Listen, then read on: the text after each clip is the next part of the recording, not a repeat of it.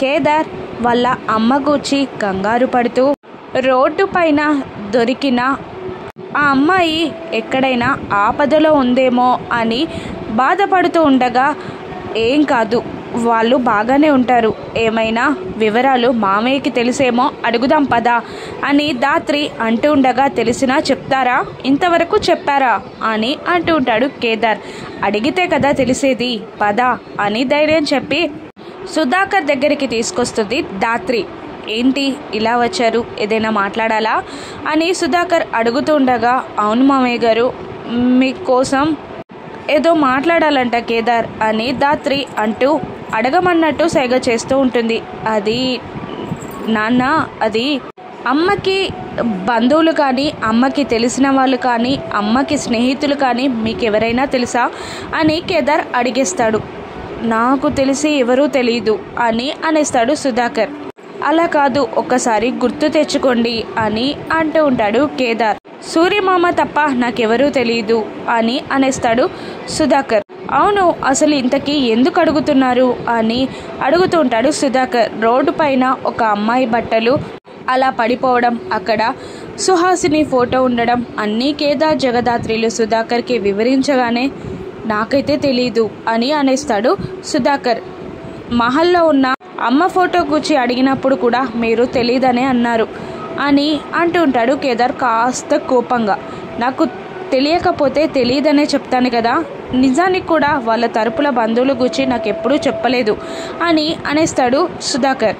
అలా కాదు మామయ్య గారు, మీరేమైనా మర్చిపోయారేమో, ఒక్కసారి కాస్త గుర్తు తెచ్చుకోండి అని అంటూ ఉంటుంది జగదాత్రి. నిజంగా నాకెవరూ తెలియదమ్మా అని సుధాకర్ చెప్తూ ఉండగా, ఆ అమ్మాయి ఎవరో కానీ అనుబంధానికి మించిన ఆత్మీయత ఉండి ఉంటుందని మనసు కనిపిస్తుంది. తను చాలా దగ్గర బంధువు అనిపిస్తుంది, బంధుత్వానికి మించిందేదో ఉందని అనిపిస్తుంది అని జగదాత్రి కేదార్లు అంటూ ఉండగా, అప్పుడే శ్రీవల్లి అంటూ శ్రీవల్లిని లోపలికి తీసుకొస్తూ ఉంటుంది కౌశికి. శ్రీవల్లిని చూడగానే కోపంతో రగిలిపోతున్న వైజయంతి, ఈ అమ్మిని ఇక్కడికి ఎందుకు తీసుకొచ్చావు, తనెంత పొగరుబోతో తెలుసు కదా అని నిలదీస్తూ ఉండగా, అది కాదు పిన్ని,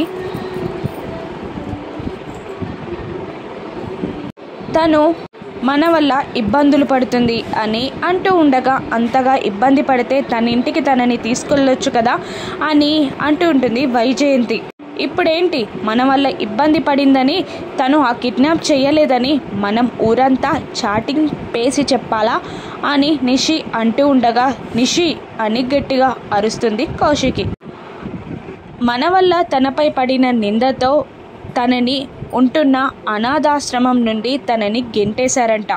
తను నిజంగానే అనాథ, నడి రోడ్డుపై పడిపోయింది, అందుకే ఇంటికి తీసుకొచ్చా, తనని ఒక మంచి పొజిషన్లో సెటిల్ చేసే వరకు కొన్ని రోజులు తను ఇక్కడే ఉంటుంది అని అంటూ ఉంటుంది కౌశికి. అంటే తను నిజంగా అనాథనా అని అడిగేస్తుంది వైజయంతి. అవును, నేను అనాథనే, నేను ఇన్నాళ్ళు కస్తూరిబా అనాథాశ్రమంలో పెరిగాను అని అనేస్తుంది శ్రీవల్లి. కస్తూరిబా అనాథాశ్రమం పేరు వినగానే వైజయంతి కాళ్ళు చేతులు వణుకుతూ ఉంటాయి. ఒకసారి ఫ్లాష్ బ్యాక్ గుర్తొస్తుంది. తను ఒక చిన్న పాపని అనాథాశ్రమంలో వదిలిపెట్టడం గుర్తొచ్చి భయంతో వణుకుతూ ఉంటుంది వైజయంతి. అప్పుడు కేదార్ ధైర్యం చెప్తూ, ఏం కాదమ్మా, ఎవరు పుట్టుకతో అనాథ కారు, బంధాలన్నవి మనసులో నుండి పుట్టాలి, బంధుత్వాలు కలుపుకోవాలి, అంతే తప్ప ఒంటరిగా మిగిలిపోకూడదు అని అంటూ ధైర్యం చెప్తూ ఉంటారు. సరే అన్నయ్య అని ఆప్యాయంగా పిలిచేస్తుంది శ్రీవల్లి.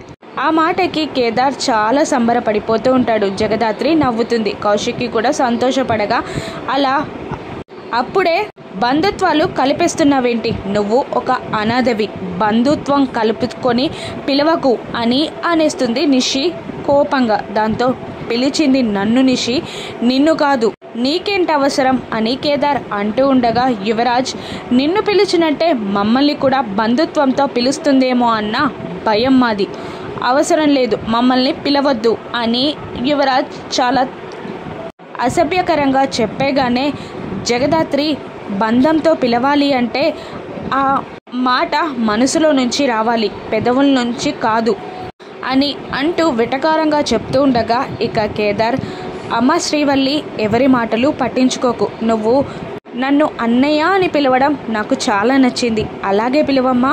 అలా పిలిస్తేనే బంధుత్వం ఉన్నట్టు అనిపిస్తుంది, మనసుకి దగ్గరైనట్టు ధైర్యంగా ఉంటుంది అని అంటుండగా అలాగే అన్నయ్య, థ్యాంక్ యూ అన్నయ్య అని అనేస్తుంది శ్రీవల్లి.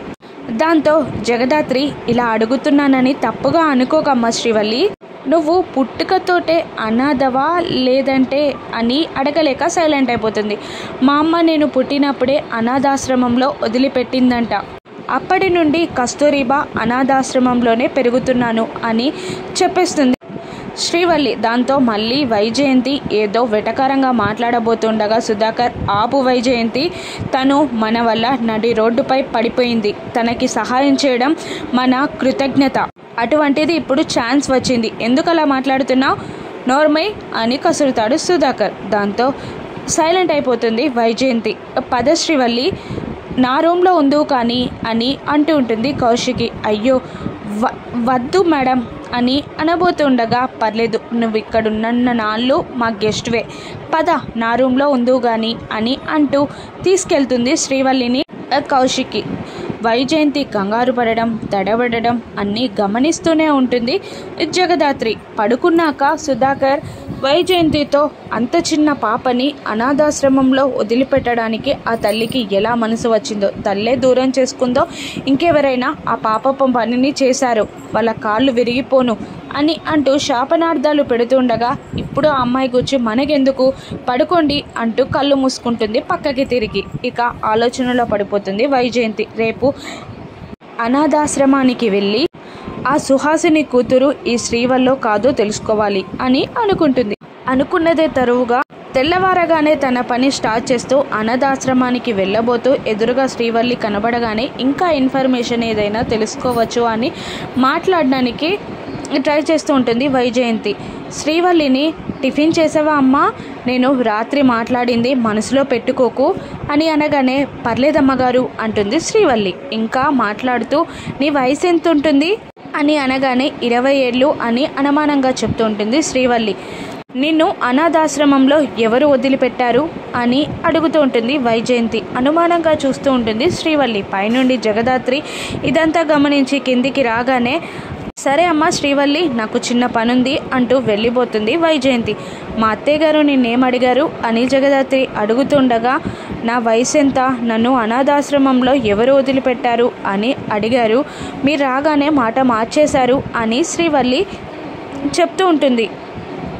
ఈవిడ గారు ఎక్కడికి వెళ్తున్నారు అని జగదాత్రి అనుకుంటూ ఉండగా వైజయంతి బయటికి వెళ్ళగానే ఎదురుగా మాధురి ఎదురుపడుతుంది. మాధురిని లోపలికి తీసుకొస్తుంది. అందరూ ఆప్యాయంగా పలకరిస్తారు. కన్న కూతుర్ని కూడా చుట్టపు చూపుగా చూడాలని రాసుంది నాకు అని సుధాకర్ బాధగా అంటుండగా, ఇప్పటి నుండి ఎప్పటికీ వస్తాను అంటుంది మాధురి.